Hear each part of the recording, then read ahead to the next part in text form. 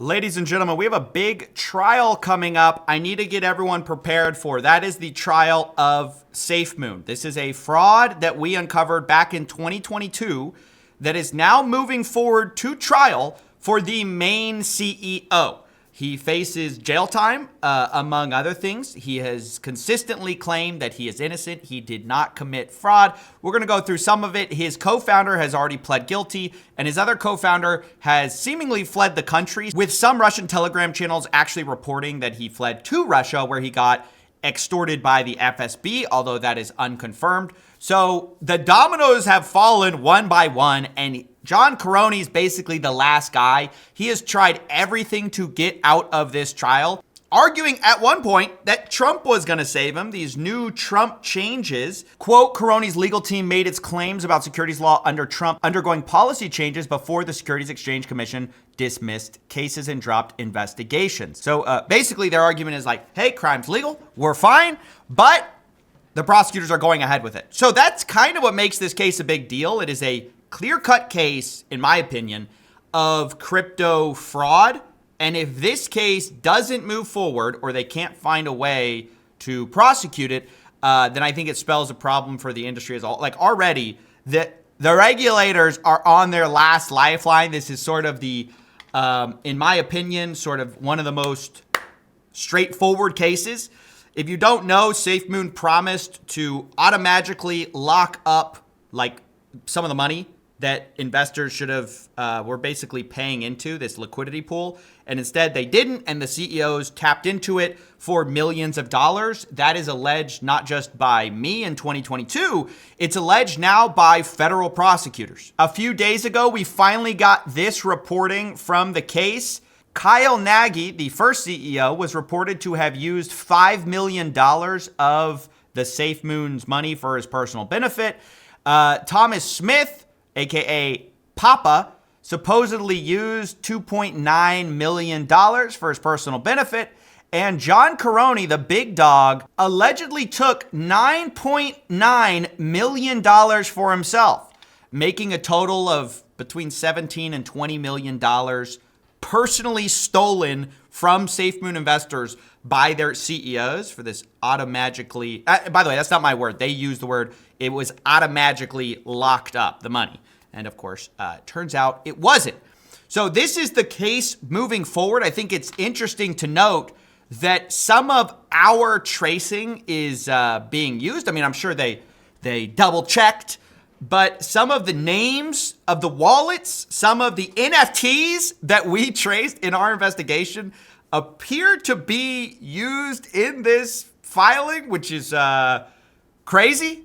That, you know, we might have, I don't know if we did, but we might have played a role in all of this, which would be very cool. Although before we move on to that, and we're going to take our sweet time with this, guys. This has been years in the making, so we're going to take our time.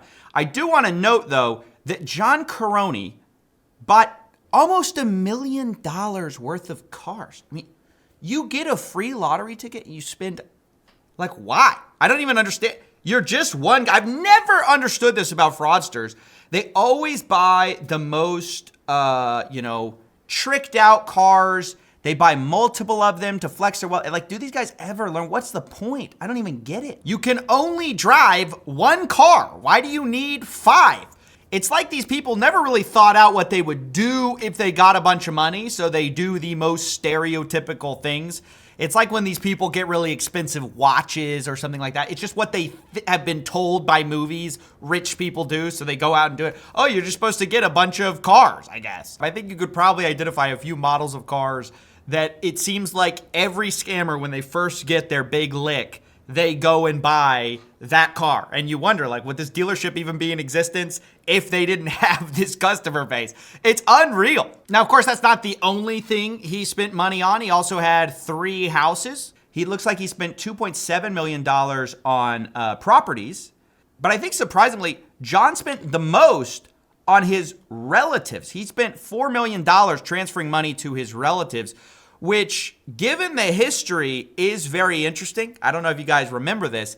John Karony later sues his mother in this whole lore. He gets in this huge fight with his family. But if you look at the records, the prosecutors are claiming, they're claiming he sent $2.3 million to his mom. Now, we think some of that was for the Gambian wind farm business his mom and dad were kind of doing over there. But either way, for them to later, like they later turned on Karony. Like there was this huge internal fight where everyone in his family ended up hating him.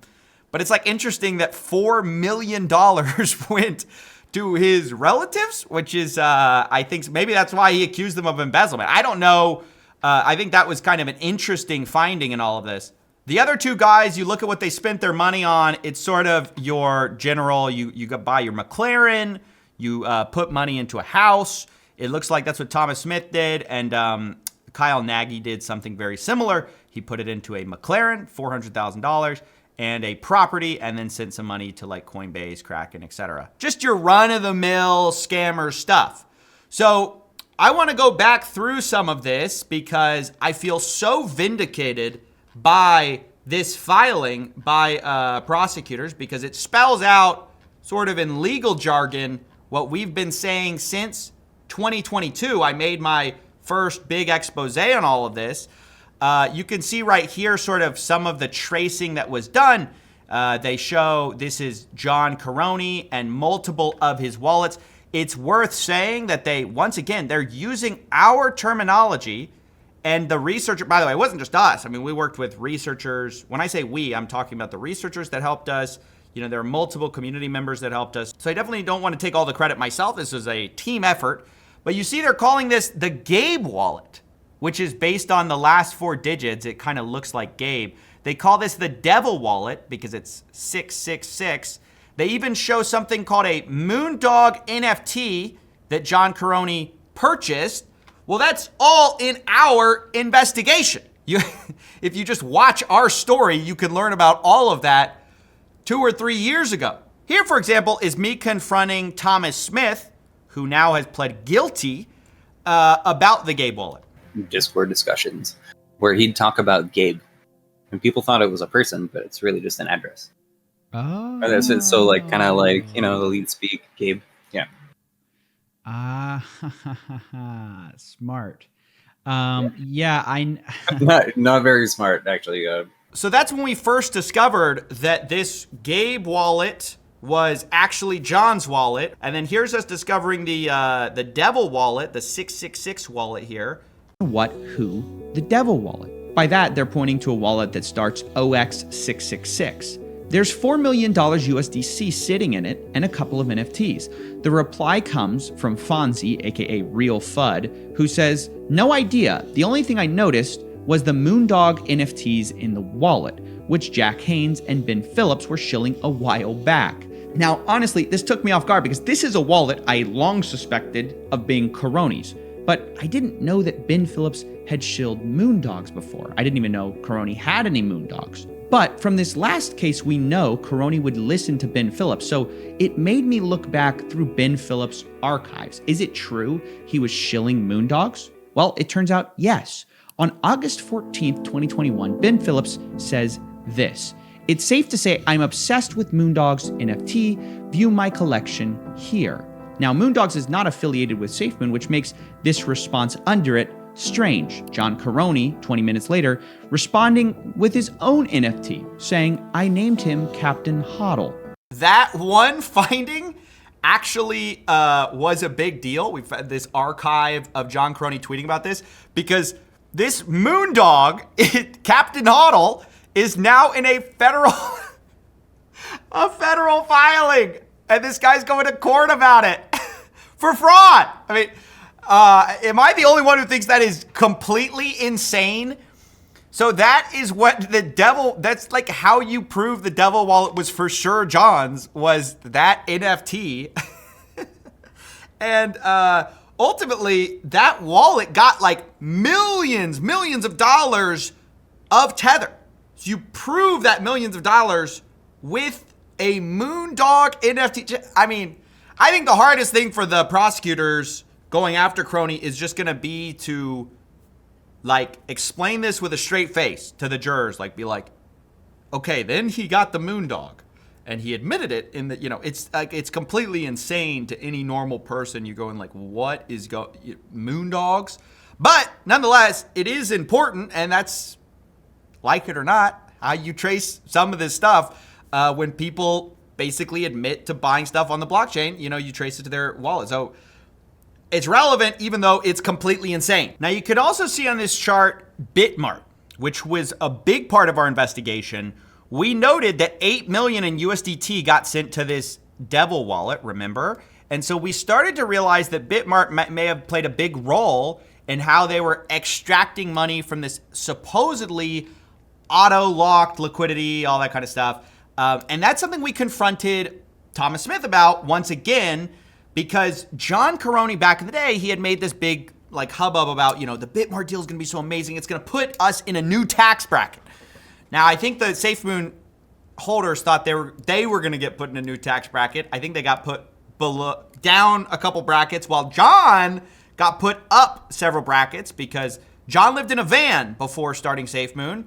Then he had multiple houses, $1 million in cars, etc. So the BitMart deal was a big deal for him, and this is where Thomas Smith talks about it. To me, and what John was saying, apparently, is he told someone with the BitMart deal they were about to be put into a new tax bracket, right?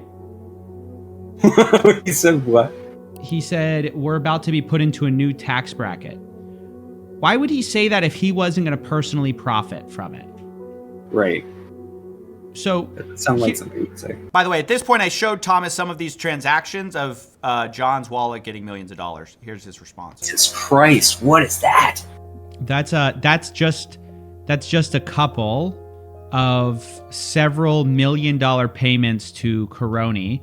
That's Whoa. $6 million right there. When was that? That was in June last year. Yep. Yeah. See, I knew a bunch of this was happening, but I didn't know it was going to him. So you knew somebody was profiting from Well, my understanding was that it was for SafeMoon, right? Now, once again, we have to note this guy's playing kind of dumb. Prosecutors allege that he also profited from, this kind of stuff. So I definitely don't want to make it seem like, oh, this guy was just dumb. They were all kind of making money from SafeMoon. Everyone kind of knew that they were using it for personal reasons, except for the investors, of course. So, yeah, so this is really wild. I mean, again, you're seeing our investigation play out federally. It sort of being challenged in the way of, Karony saying, hey, Trump made crime legal. The U.S. Justice Department has definitely said that, no, that's not true. They're still going to they're going to proceed to trial on all counts. So it is a huge battle that we're about to see unfold. Now, just to be fully clear, I want to say that John Karony does maintain his innocence. He says, I am innocent and did not commit fraud.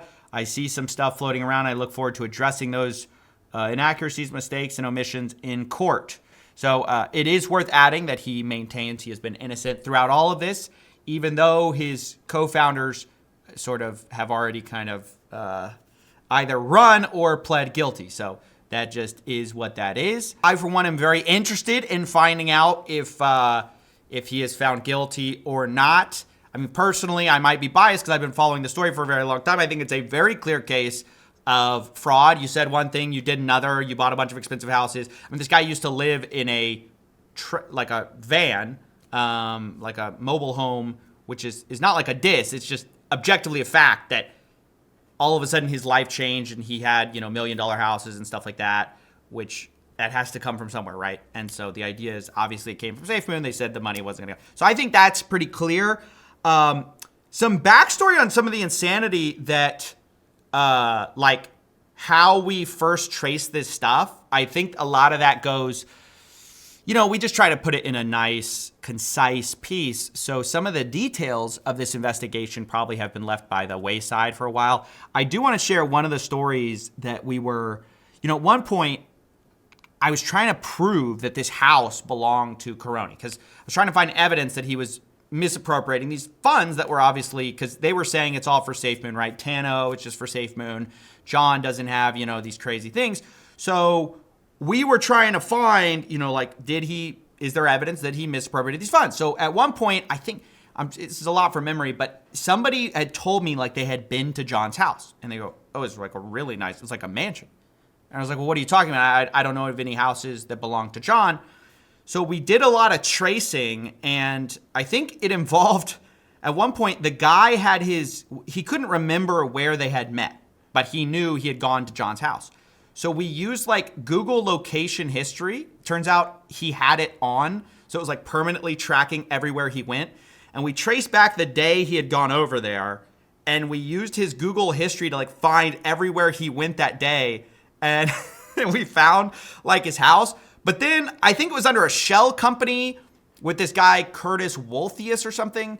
Again, this is a little foggy. And then we ended up finding out that that was the same lawyer his mom was using for some of their companies. So we're like, okay, that's for sure John's lawyer. But and then we hired a private investigator, and we were like we were considering getting the private investigator to go to the guy's house with a camera, like hidden camera on his lapel, and like, knocking. And at that point, I was just like, no, I don't want to do this, because I felt that was one step too far. Everything else, I was like, it's all kind of open source investigation, but that I was like, I don't want to personally intrude on anyone's life. I ended up nixing that idea, but that was sort of our last thing, and then we ended up proving it another way. But we had gone deep in trying to prove all this stuff, so to see all of it later come out in a court filing, alleging fraud is very vindicating, because, it just is something that I put a lot of time into, and I think was a huge theft of people's money, in my opinion. So, anyway, I just wanted, kind of to explain some of this backstory. The lore just goes deep with this. We got cease and desists from John's attorney, or from someone representing SafeMoon. I mean, it has been a wild ride with these people. So I look forward to this chapter of CoffeeZilla lore to being over. I'm definitely rooting for one side here, but it'll be interesting to see where the chips fall either way. Yeah, that's basically it.